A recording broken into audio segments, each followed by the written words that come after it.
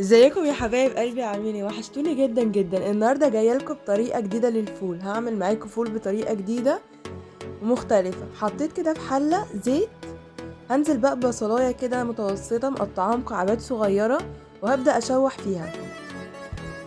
هشوح يا حبايب قلبي في البصلايه زي ما قلت لكم كده لحد ما تاخد اللون الذهبي زي ما انتم شايفين كده.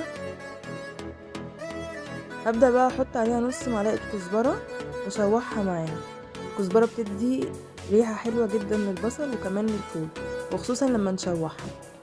اول ما البصله وصلت للون الذهبي دي هنزل عليه كده بعصير طماطم زي ما انتم شايفين كده، وابدا بقى احط التوابل. احط بابريكا وملح، واحط فلفل اسمر زي ما انتم شايفين كده، واحط كمون. برضو الفول بيحب الكمون. حطيت كده يا حبايب قلبي زي ما قلت لكم التوابل، وحطيت كمان رشه كزبره. هحط بقى رشه صغيره من السكر زي ما انتم شايفين كده، وهسيب الصلصه تتسبك. بصوا يا حبايب قلبي، انا خليت الصلصه بس تغلي غلوتين، يعني داخله على التسبيك زي ما انتم شايفين كده. هنزل بقى عليها بمقدار الفول اللي انتوا حابينه، فول مدمس عادي بس هرساه بالشوكه زي ما انتم شايفين كده. حبايب قلبي هرساه بالشوكه نص هرسه.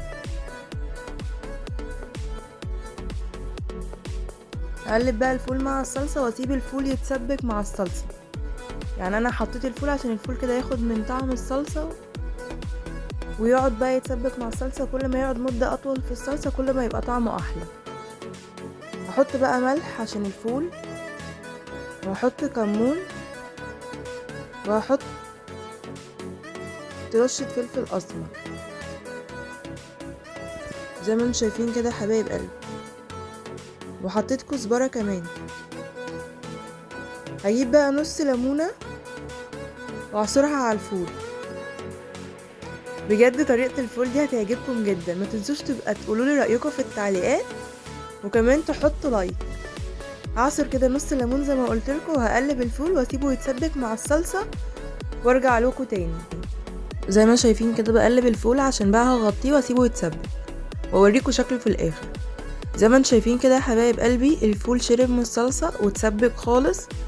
شايفين لونه تحفه. هقدمه معاكم في طبق دلوقتي.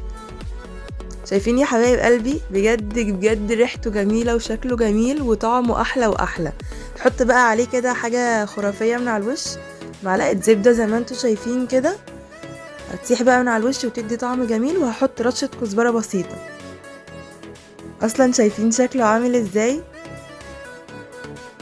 بجد بجد يستاهل بقكم. جربوه بنفسكم، واكيد في ناس منكم تعرفوا، بس انا عملته بطريقتي.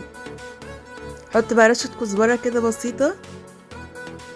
زي ما قلت لكم ان الفول بيحب الكزبره، ومعلقه الزبده اللي احنا حطيناها على الوش دي هتفرق جدا في الطعم. حقيقي يا رب تكون الطريقه عجبتكم. وما تنسوش تحطوا لايك وتشتركوا في القناه وتفعلوا زر الجرس عشان يوصلكم كل جديد من وصفاتي. وحقيقي بجد انا بحبكم جدا جدا ومبسوطه بيكم في قناتي. وشكرا لاي حد بيتفرج لاخر الفيديو. مع السلامه.